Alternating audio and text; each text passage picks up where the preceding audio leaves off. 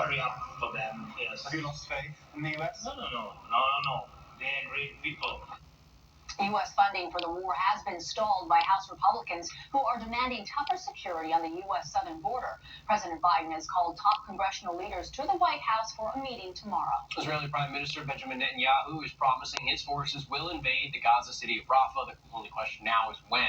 Netanyahu says the move into Rafah, where hundreds of thousands of refugees have sought shelter, may only be delayed by a possible ceasefire agreement. Israel has agreed to the basics of a deal, including a 6-week ceasefire if Hamas releases 40 hostages, but no word yet from Hamas. Hundreds of people gathered in Tulsa, Oklahoma for a candlelight vigil to honor the life of Nex Benedict. The 16-year-old, who identified as non-binary, died one day after a fight at school. Surveillance video shows Nex walking into the girls' bathroom. A faculty member soon follows. Police have also released body camera video of Nex in the hospital speaking with police about the fight. They came at me, they grabbed on my hair, I grabbed on them. I threw one of them into a paper towel dispenser, and then they got my legs out from under me. It's unclear if or how the fight contributed to Nex's death. The cause of death has yet to be determined, but an early autopsy found it was not a result of trauma. We turn now to the Supreme Court, hearing 2 cases today that could determine the future of what we see on social media. At issue is whether states can limit how tech companies remove content on their platforms, a process some critics claim is censorship. Here's ABC's Derek Dennis. This morning, a crucial question takes center stage at the Supreme Court. How far can the government go in regulating political content on social media? The justices will hear arguments today about whether 2 laws passed in Republican-run states are constitutional, one from Florida, the other from Texas. The Florida law bans tech companies from suspending the accounts of political candidates. The Texas law makes it illegal for tech companies to remove political content based on someone's viewpoint, even if it's hate speech. Supporters of these laws say social media platforms have been censoring users, especially those with conservative or religious views. But tech companies argue they have a right under the First Amendment to set their own standards to prevent misinformation. It's about government, in this case Republican government, forcing a private platform to say something it doesn't want to say. It will be like the government going into Chipotle and telling them that they have to serve hamburgers because people want hamburgers. Restaurants don't have an expressive right to exclude Black people or Jewish people from their restaurants because they want to make a point. Similarly, the platforms, which again are the Supreme Court has called our public square, can't exclude people they don't like to make some obscure and not quite clear expressive point. Both laws would allow tech companies to be sued for violations. The lawmakers in Florida and Texas say they're trying to regulate the business actions of tech companies, not their freedom of speech. This case could have far-reaching implications election to even how spam is regulated.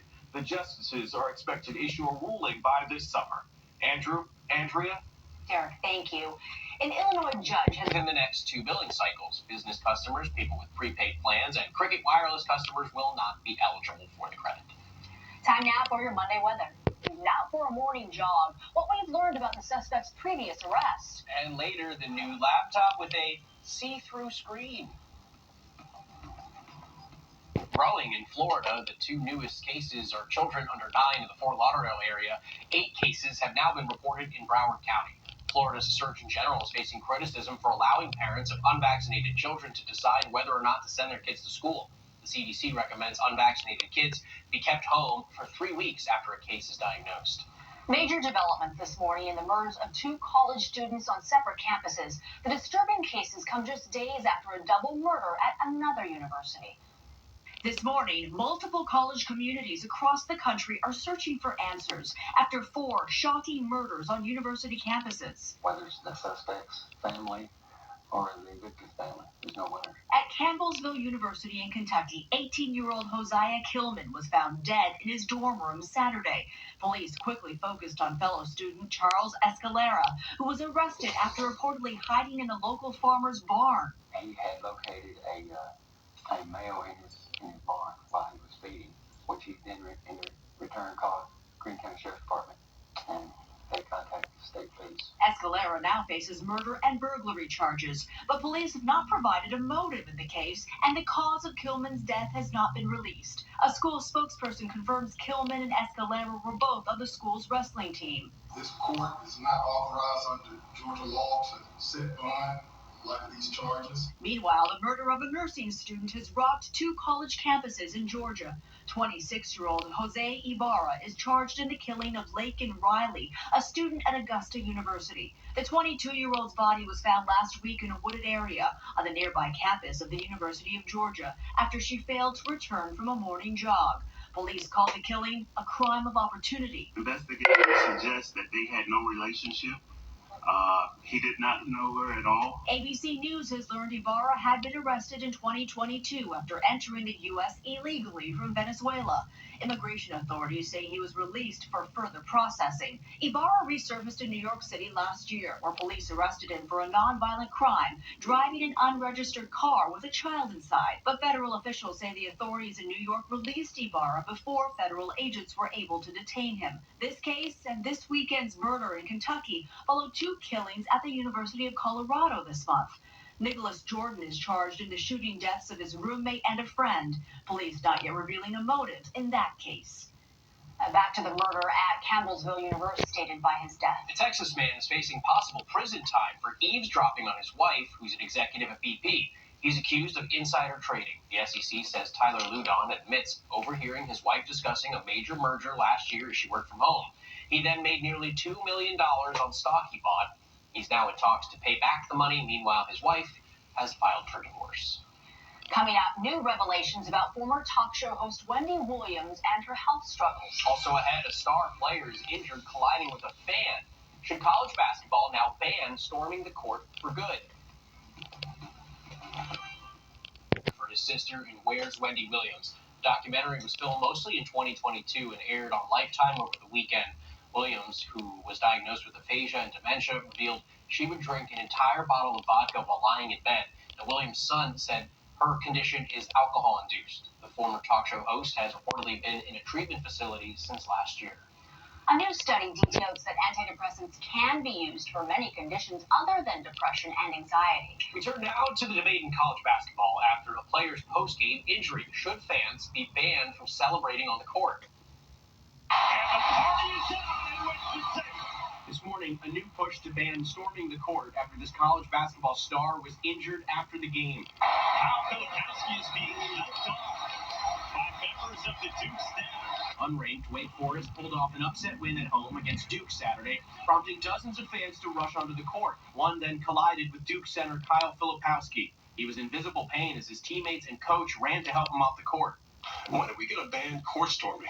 Filipowski claims he was hit intentionally, saying he was even punched in the back. Both teams' coaches say something needs to be done. I don't like court stormings. They just don't feel safe. Just last month, a fan rushing the court collided with women's basketball star Caitlin Clark. She was helped off the court by security. Fans do not belong on the court. And players don't belong in the stands. When somebody gets hurt, we're going to get serious about it. Serious injuries have resulted. Back in 2004, Joe Kay, a high school basketball star in Arizona, suffered a stroke and was partially paralyzed after being trampled by fans of his own team. In college basketball, some conferences already fine schools up to $500,000 for rushing the court. Whether it's more fines or an outright ban, analysts say safety must be the priority. The Wake Forest administration dropped the ball. You have to have a plan in place. If you're playing this game and you're expecting to win, you've got to hire extra security. You've got to have a plan in place to make sure these players get off the court safely. As for Filipowski, he reportedly suffered a knee injury. He posted on social media about court storming, saying, quote, "This gotta change." The 17-inch screen is the main selling point of Lenovo's newest laptop. It also features a touch keyboard and a stylus to draw or navigate with. Right now, it's only a prototype. Lenovo says one use could be beneficial for architects using the see-through screen to design in a way more exacting way. Next, the show-stopping carpets. Hannah Waddingham attended the SAG Awards Saturday, and the Ted Lasso star wore an off-the-shoulder gown and stunning jewelry, but she did not carry a designer bag. Instead, she wore a purse made from cardboard designed by her 9-year-old daughter. I mean, look at it. You watch, that's going to be, in manufactured somewhere. There was a spare bit of cardboard in the house. Look at the rainbow detail. Very creative. Well, she was asked how stable is the bag, and she said unstable, like it's designer. Next, a community coming together to help a small bakery who had a run-in with Tesla. Customers swarmed the Giving Pie store in San Jose, California after hearing that the bakery was stiffed on a big order from Tesla. The company ordered $16,000 in mini pies for Valentine's Day, but then canceled the order at the last minute after the bakery had bought all the ingredients. The baker's owner says the show of support is sweet. The amount of support that we have received is beyond, I didn't even expect it. This morning I look at my PayPal and I have somebody from Netherlands sending me $4. Yeah, I'm like, that's amazing.